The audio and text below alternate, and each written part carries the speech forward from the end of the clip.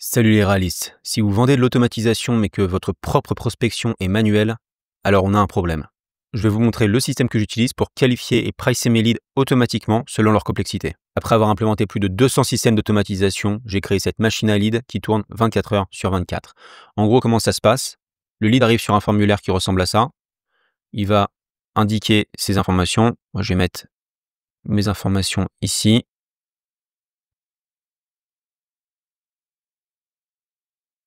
Bon, on peut mettre des informations bidon, on s'en fout. Boum.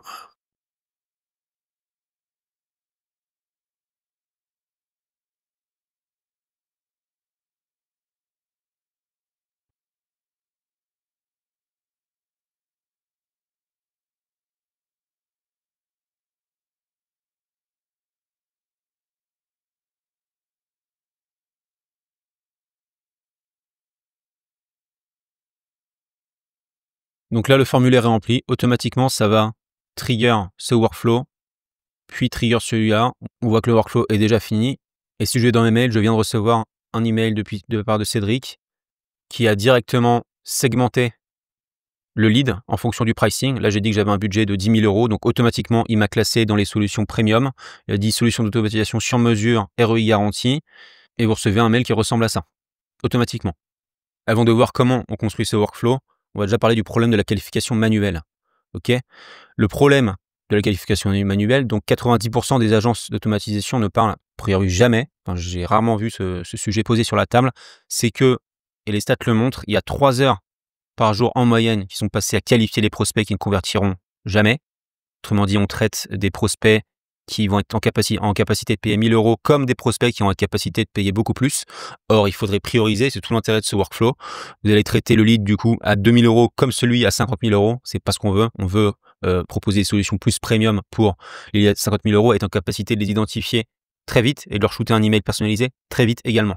Et pendant ce temps, vos vrais prospects chauds refroidissent. Et le coût caché, c'est un coût de 15 heures par semaine minimum aux qualifications manuelles. L'ironie, c'est qu'on vend de l'automatisation avec un processus 100% manuel. C'est pas ce qu'on veut. On est un expert en automatisation. On doit soi-même implémenter des automatisations dans son business pour être crédible. C'est comme vendre des voitures en se déplaçant à cheval. Et ça n'a pas de sens. Donc maintenant, à voir comment construire ce système qui fait ce travail à votre place. Donc déjà, l'architecture du système de qualification intelligente. On a ici l'architecture du système qui va transformer votre prospection. Le premier critère déjà, c'est de demander au prospect de déclarer un budget. On a vu quand j'ai renseigné le Typeform, voilà, on déclare un budget de combien on est prêt à mettre en fait pour développer ce système. Un prospect sérieux, c'est un prospect qui a réfléchi à son problème et qui est prêt à mettre des billes sur la table. Deuxième critère, c'est l'urgence du besoin. Savoir si un projet dans 2 ans, il va pas mériter la même attention que si le projet, il en a besoin maintenant de manière immédiate. Troisième critère, c'est la complexité technique identifiée dans les réponses du prospect. Et le quatrième critère, c'est, on va dire, la maturité de l'organisation sur l'automatisation. Le scoring de ce système, le système il va construire un système de scoring qui va permettre d'éliminer automatiquement 90% du bruit. Résultat, c'est 3 segments clairs, 3 approches différentes et 3 niveaux de pricing différents en fonction de la catégorisation du prospect que vous auriez fait en amont. Donc maintenant, on va construire un système étape par étape dans N8N. On a déjà la partie capture des leads. La partie capture des leads, elle se fait de manière très simple. C'est tout simplement un Typeform. Vous pourriez le construire sur n'importe quel formulaire en ligne que vous voulez. Tout l'intérêt ici, c'est d'aller construire un premier workflow trigger qui va ressembler à ça. Là, on a pris un Typeform trigger. Vous pourriez avoir un formulaire Tally ou ça peut venir même d'une autre source de données.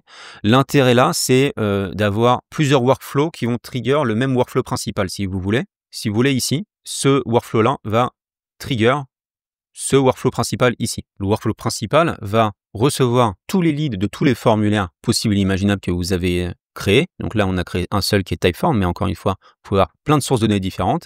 Et cette partie capture va être en charge de la réception des données via chacun des webhooks, des questions stratégiques. Un formulaire peut être spécialisé sur un type de question, un autre formulaire sur un autre type de question qui va permettre d'aller agrémenter tout ça et d'avoir plusieurs types d'informations sur chacun des leads, pourquoi pas. Les réponses aux questions stratégiques vont devenir des critères de qualification de ces leads. Et ensuite, un des buts du workflow principal va être sur la structuration des données. L'idée, c'est plus de saisie manuelle, plus d'erreurs de qualification. Et une fois que les leads arrivent, on va pouvoir les qualifier automatiquement. Via ce trigger ici, on réceptionne les éléments réponses au Typeform. Et ce node-là va simplement permettre d'aller déclencher le workflow principal ici. OK? Je vous ai mis au-dessus la structure en fait, hein, des éléments variables qu'il va falloir que vous allez ajuster. Si je repasse en mode test, parce que là du coup j'étais en mode actif pour chacun des workflows, si je repasse en mode test pour vous montrer un peu comment ça se passe, je repasse en mode test. Le lead capture, là du coup, il faut bien aller récupérer l'URL test pour aller simplement updater le workflow trigger ici, parce que quand on est en active, il faut utiliser l'URL production. Et là, juste pour le test, du coup là, on a le type for trigger, mais pour éviter d'aller à renseigner chacun des champs à chaque fois, c'est un typeform très basique. Hein. Pour le typeform, vous allez juste aller sur typeform.com et vous pouvez créer des questions que vous voulez. Et ensuite, vous allez juste ajouter un typeform trigger. Là, l'intérêt, c'est de savoir comment se passe le trigger. Donc l'HTTP request qui permet de trigger ce workflow principal. Donc là, la donnée, quelle est votre adresse email? C'était la question du typeform. Si on met une autre valeur ici pour pouvoir travailler, parce que là, du coup, on construit le workflow étape par étape. On va mettre Cédric à cédricordel.com. OK. Contact name, on va mettre. OK. Téléphone, on peut mettre un téléphone bidon, c'est pas très important. Website. On va rester sur un budget de 10 000, donc là, ça va être catégorisé à premium. Vous allez voir comment se passe la catégorisation. Timeline, on va mettre qu'on a besoin de ça de manière immédiate. Et Automation Needs, on va laisser ça comme ça. Spot et Mailchimp. Et Team Size, 15. Source Typeform, OK.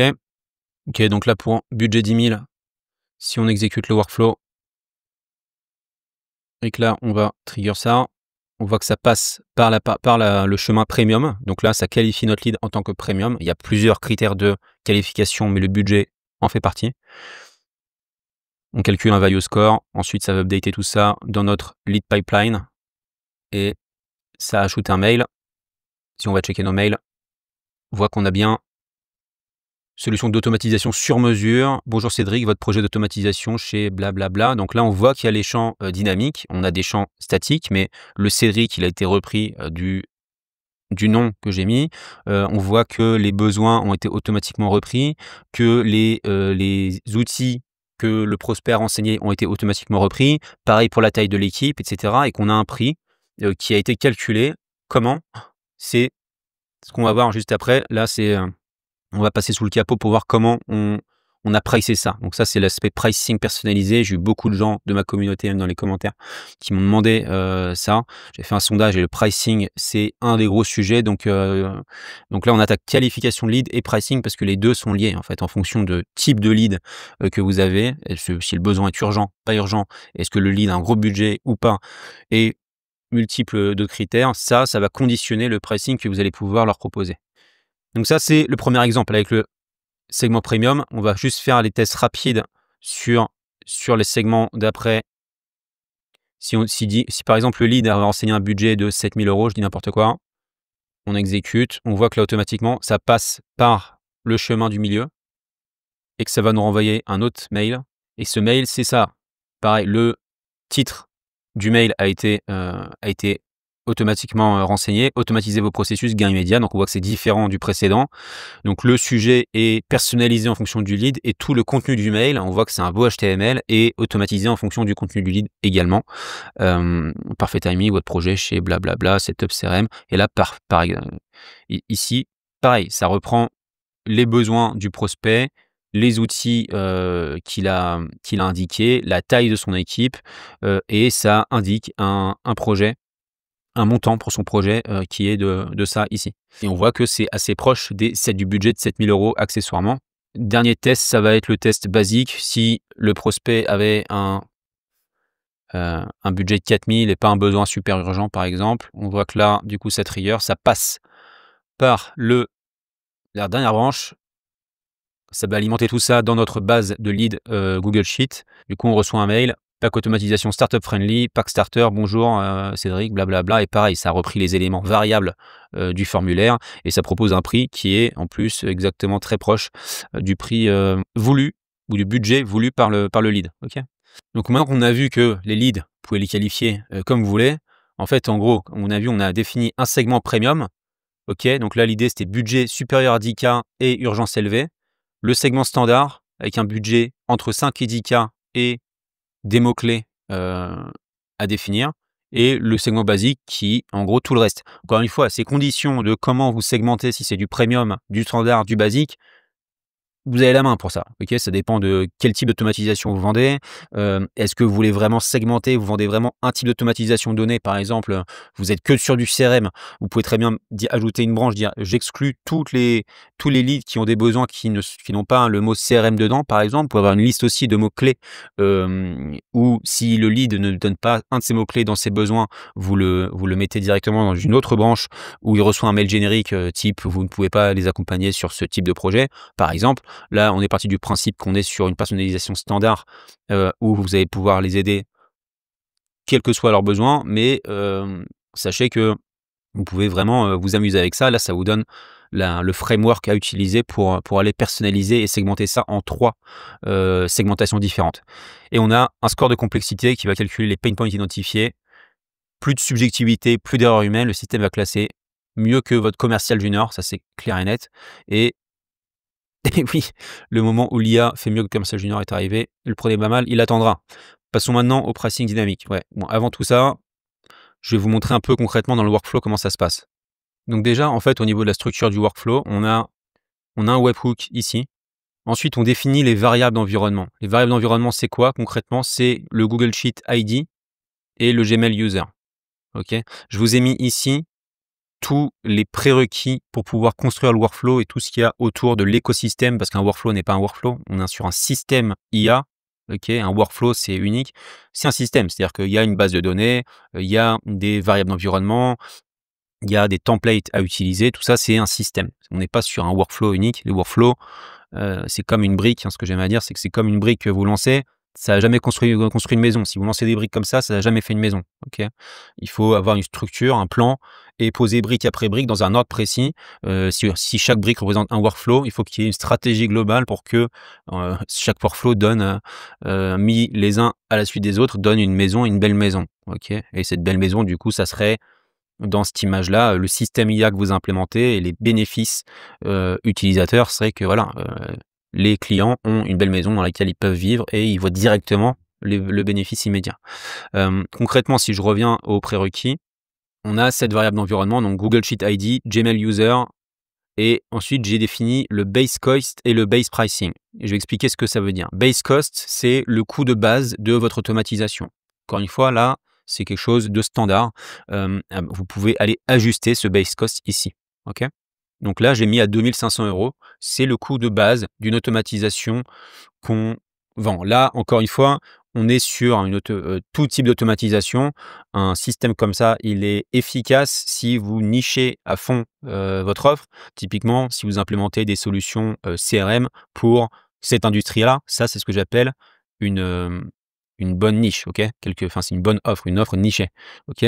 Là, c'est un exemple dans lequel j'ai pas niché sur un type d'offre donnée, mais sachez que si vous allez nicher sur un type d'offre donnée, du coup, vous allez être en capacité de définir précisément un coût de base du système que vous proposez, et ce coût de base va être multiplié par des facteurs de complexité ou des facteurs d'urgence. Voilà, il y a plusieurs facteurs qui peuvent impacter ce prix de base.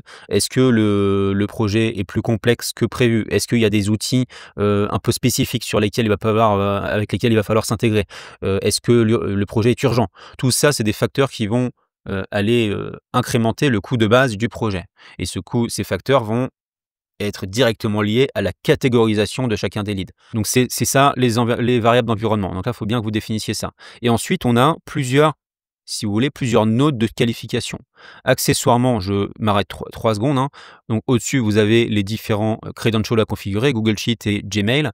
Et vous avez aussi un test webhook où je vous ai mis carrément un curl pour faciliter votre test, hein. Si je retourne dans le trigger ici, et si vous allez ajouter une HTTP request, vous allez importer, et si vous copiez-collez le curl simplement que je vous ai mis là, automatiquement, ça va vous mettre les bons champs qu'on attend dans le workflow principal. OK? Remercie-moi plus tard. Je sais que c'est magique, c'est magique. Voilà, et là, vous pouvez ajuster avec les données que vous voulez, évidemment. C'est petite parenthèse. Donc ça, c'est pour tout ce qui est credentials, tout ça. Vous avez la Google Sheet Structure et juste ici. Donc là, il faut vraiment créer cette structure avant import. Cette structure-là, elle correspond à ça. Vous avez un timestamp, vous avez l'email du contact, la société, le contact, enfin le nom du contact, téléphone, site, budget, timeline, les besoins, les outils utilisés, la taille de l'équipe.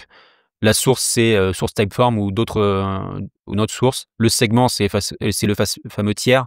Donc, est-ce que c'est du standard, du premium ou du starter? Et le coût de base. Et ensuite, vous avez des value score, pricing factor, estimated value. Et c'est ça, c'est cet estimated value-là, pardon, que vous allez indiquer dans votre mail. On va voir ça tout de suite. Là, du coup, vous avez une première qualif. Est-ce que c'est du premium ou pas? Moi, dans mon cas, j'ai dit pour que ça soit premium, il faut que le budget soit supérieur à 10 000 € et que le besoin soit immédiat. OK? Si c'est pas ça, ça peut pas être du premium. OK? Donc là, dans mon cas, donc là, si c'est du premium, on va sur le set premium. Si c'est pas du premium et sur le set premium, on va simplement définir le segment. On va dire le segment, c'est premium. OK? Et le pricing factor, ici, on est sur un pricing factor de 3.5. Si c'est pas du premium, on fait un nouveau if. Là, on est sur un if node. Hein. Tout ce qui vous avez les espèces de directions comme ça, c'est tout simplement un if qui vous permet tout simplement de faire des conditions et d'ajouter des conditions comme vous voulez. Et les conditions peuvent être faites sur des chaînes de caractères, sur des nombres, sur ce que vous voulez. Donc, si c'est pas premium, la question c'est est-ce que c'est standard ou est-ce que c'est basique? Donc là, moi j'ai dit si c'est supérieur à 5 000, si le budget est supérieur à 5 000 € et que c'est soit immédiat, soit c'est 1 mois, ou soit c'est 1 à 3 mois, donc le besoin est sous 3 mois, et que c'est le budget supérieur à 5 000 €, tu me qualifies ça en standard. Donc là, tout ce qui ne répond pas à ces conditions-là, en gros, c'est du basique. Donc là, sur le standard, on est sur un pricing factor de 2. OK? On va voir exactement quel est l'impact de ce pricing factor. Et si on passe sur la branche basique, donc le segment, c'est starter, et le pricing factor, c'est 1 ici. Accessoirement, c'est une des meilleures manières d'utiliser les 7 nodes ici, parce que si vous voyez, vous avez à chaque fois le même champ segment qui a des valeurs différentes en fonction du chemin qu'on prend. C'est-à-dire que là, j'utilise mon Google Sheet, et dans mon Google Sheet, je vais voir tout le détail, mais là, le segment, par exemple, c'est JSON.segment. Autre guillemets, je prends la valeur du segment du précédent node. C'est-à-dire que si c'est passé par premium, ici, ça sera premium. Si c'est passé par standard, ça sera standard. Si c'est passé par starter, c'était le dernier exemple qu'on a fait, ça sera starter. Donc ça, c'est un des gros avantages de cette façon de faire, et je vous invite à utiliser cette manière professionnelle d'utiliser les 7 nodes plutôt que de faire des if ou de mettre, là en gros, de mettre des nodes Google Sheet partout. Là, vous mettez un node Google Sheet avec ces 7 nodes-là, c'est beaucoup plus professionnel, ok, de faire ça comme ça.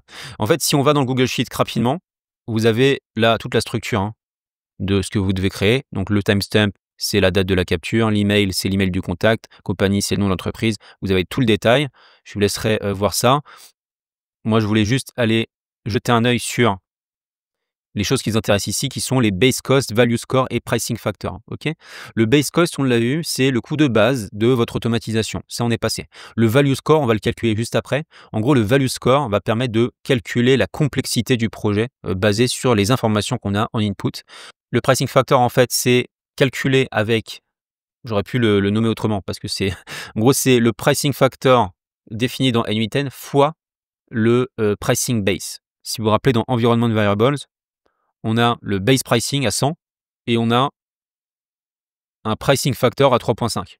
Moi, ce que je dis simplement dans le Google Sheet ici, donc tous les champs, hein, email, c'est récupéré directement du lead capture webhook. Hein. Je pense que c'est assez facile pour vous à ce niveau-là. Le base cost, ça vient directement de Environment Variables, base cost. Le pricing factor, ça vient, si j'agrandis, vous voyez qu'on fait une multiplication entre le pricing factor ici et le base pricing ici. C'est comme ça qu'on définit le pricing factor dans la Google Sheet. Ok, donc c'est ça que ça veut dire ici. Et le value score, ça va être un point intéressant qu'on va voir maintenant. Donc une fois en fait que vous avez loadé là toutes vos données, hein, pour information, une fois que vous avez construit votre Google Sheet avec ces structures-là, votre Google Sheet ID, c'est bien ce numéro-là, hein, je le répète à chaque fois, mais là je le répète encore. Donc ça, c'est votre Google Sheet ID. Et ça, c'est exactement ce que vous devez copier-coller dans Google Sheet ID ici. Tout le reste, c'est directement dynamique, vous n'avez rien à changer. Ensuite, on a le value score. Et le value score, en fait, c'est notre agent qui est notre moteur de scoring, entre guillemets. Ok. Pour savoir quoi mettre tout simplement dedans, vous allez pouvoir tout simplement vous rendre dans la school et on a ici le prompt qui vous permet d'évaluer la complexité d'un projet d'automatisation. Donc, vous allez pouvoir directement tout reprendre et le coller tout simplement ici. Donc ça, c'est votre prompt système.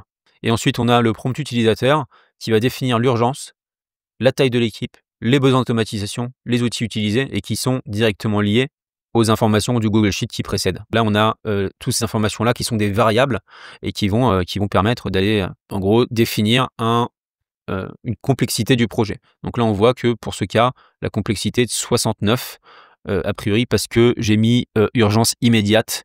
Si j'avais mis urgence une moindre urgence, j'aurais eu une complexité moindre. C'est notre agent de scoring de complexité. Et ensuite, derrière, une fois qu'il nous sort cette valeur, tout simplement, derrière, l'idée, ça va être d'aller estimer la valeur de l'automatisation qu'on souhaite mettre en place. Pas besoin d'updater tous ces champs-là parce qu'on l'a déjà updaté. On va simplement updater le value score basé sur le contenu, donc le champ content ici, en mettant bien number, parenthèse, de ce champ-là, ce qui permet d'avoir le champ 69 ici en nombre, en format nombre. Ça force le format, ce qui nous permet derrière de faire des multiplications. Donc ça, c'est le value score. Et ensuite, on a l'estimated value qui ressemble à quelque chose comme ça. Avant d'entrer dans le détail, du coup, l'estimated value, en gros, si vous voulez, ça correspond au coût de base. Si vous voulez, vous avez votre coût de base, ok. On va appeler ça coût de base. Base cost, j'aurais pu lire BC. Fois le value score plus le pricing factor, tout ça divisé par 100. Ok. Ça, c'est votre formule, si vous voulez, pour l'estimated value. Du coup, le coût de base, c'est 2500 ici dans notre exemple. Ok. Le value score, c'est un score entre 0 et 100. Ok. Donc, ça peut jamais aller dépasser 100. Et le pricing factor, c'est en gros, c'est magnifique. Là, c'est vraiment, c'est la tête à Toto, c'est beau. Pricing factor, c'est du coup 100, dans notre exemple ici, pour le basing segment, c'est 100, parce qu'on a un coefficient de 1 avec un basing price de 100, donc on est sur 100 en gros en pricing factor pour le standard. Pour le basique, on est sur 200 pour le standard, on est sur 350 pour le pricing factor, si vous voulez. Maintenant que vous avez la formule en tête, si on retourne ici dans la formule qu'on a ici, ce champ-là, Data Storage Pricing Factor, en gros, c'est le Data Storage Pricing Factor qu'on a déjà mis ici. Donc là, on est sur un cas de 100 parce qu'on est sur un exemple de starter. Donc le Number Content ici, du coup, c'est le 69. Donc là, on sera sur 169 sur 100, donc fois 1,69. OK. On est sur, et donc là, on est sur le coût de base, le Base Cost qui est ici. Donc là, on est sur du 2005 fois 1,69 qui doit faire 4225. C'est comme ça qu'on a ça ici. Une fois qu'on a cet update-là, super, on va pouvoir commencer à aller préparer l'email qu'on va envoyer à notre prospect. En fait, dans le Edit Field ici, j'ai simplement remis tous les champs pour que au sein d'un seul node, on ait tous les champs, ce qui va permettre d'aller derrière dans le node code pouvoir plus facilement faire appel à ces champs-là. Donc là, j'ai fait du 1 pour 1, c'est pas des nouveaux champs, c'est simplement j'ai tout recentralisé ici. On voyait qu'on a l'email, la société, le nom, etc., le base cost, le pricing factor, l'estimated value. Tous ces champs-là, c'est des champs qui vont être importants pour le node code ici. Et ce node code-là, pour le construire, vous allez simplement aller dans School, personnalisation email post lead capture. Et en fait, vous voyez que si vous prenez tout ça et que vous mettez ça dans un HTML viewer, en fait, vous avez quelque chose qui ressemble à ça, en fait. Vous avez les solutions premium, c'est-à-dire que si le segment, c'est premium, il va afficher ça. Si le segment, c'est standard, il va afficher ça. Et si le segment, c'est starter, il va afficher ça. Donc là, on a un gros HTML que vous pouvez récupérer directement dans School et qui vous permet de définir ce node code ici. Et ensuite, le personalize at reach, tout simplement, vous allez dire, j'envoie le mail au contact, ok. Donc là, j'ai repris de lead capture webhook, mais vous pouvez le reprendre depuis directement votre node edit field ici, si vous le voulez. Hein. L'objet dépend directement du segment en fait. Si c'est un segment premium, vous allez afficher cet objet-là. Si c'est un segment standard, cet objet-là, etc. Ok. Donc là, vous avez un objet conditionnel. Et pareil pour le HTML, où vous allez simplement reprendre directement le contenu email en fait du champ code précédent. du autre code précédent. Je précise à chaque fois le append n8n attribution, je le désactive toujours. Et je dis bien send replies to le user qu'on a défini, rappelez-vous, dans les variables d'environnement ici. Ça permet en fait quand votre prospect reçoit le mail et qu'il fait reply, il va renvoyer directement à cette adresse mail là et il va voir ce nom-là affiché avec un update du statut simplement juste après pour aller dire on va mettre email sent, comme ça on a directement la confirmation dans notre pipeline que l'email a été envoyé. Donc ce qu'on a mis en place, on a mis en place un pricing dynamique, un suivi automatisé avec un segment premium à 3,5 fois le coût de base, x2 pour le segment standard, x1 pour le segment basique. Ça, c'est sans prendre en compte la valeur de complexité, le score de complexité qu'on a défini dans un deuxième temps. Donc en termes d'optimisation constatée, de résultats concrets, voilà les métriques que j'ai constatées moi dans mon business. Pour moi, il y a à peu près 40% de taux de conversion par segment, enfin pour le segment premium. Pour le segment standard, on est sur à peu près entre 25 et 27% de taux de conversion, et pour le basique on est environ 13%, ce qui fait du sens parce que en termes de volume il y a beaucoup plus de leads en statistique, il y a beaucoup plus de leads basiques que de leads standards et que de leads premium, donc forcément la personnalisation ne sera pas la même et le taux d'ouverture, plus le volume est grand, plus le taux d'ouverture ou le taux de conversion plus exactement est faible, c'est pas la loi des nombres de Dirac, mais en tout cas il y a un côté bon sens. Au niveau des améliorations clés, temps de qualification divisé par 8 concrètement avec ce système, le revenu moyen par lead, ils ont été multipliés par 2,5. Okay, ça, c'est très important. L'erreur classique, concrètement, c'est à chaque fois de vouloir trop de segments dès le départ. L'idée, c'est de commencer simple. 3 segments maximum pour commencer. Ça sert à rien de faire des trucs à 10 segments. 3 segments pour commencer. Déjà, ça vous permet d'avoir ces améliorations-là. Et après, vous pouvez itérer. Voilà. L'idée, c'est toujours de commencer petit et d'itérer au fur et à mesure. Donc, en termes de quick wins, si on récapitule, l'idée, c'est d'abord d'implémenter le formulaire de préqualification. Ça, c'est number one. Ensuite, de commencer avec 3 segments simples, comme on l'a dit, puis d'aller tester votre scoring sur les 10 derniers clients pour pouvoir ensuite derrière calibrer, pas 10 derniers clients ou 5 derniers clients, mais l'idée, comme je vous disais, c'est que il va falloir calibrer votre formule d'estimated value, s'assurer que ça rentre bien dans les clous en fonction de l'automatisation que vous vendez, en fonction de type de niche que vous attaquez. Tout ça, ça va être des éléments qui vont être à prendre en compte pour le calibrage de votre formule. Donc en conclusion, 15 heures de temps hebdomadaire gagné, 40% de taux de conversion en plus. Ça, c'est ce que j'ai constaté dans mon business. Ça peut être différent pour vous, mais en tout cas, la clé, c'est de commencer simple et d'aller itérer, tout simplement.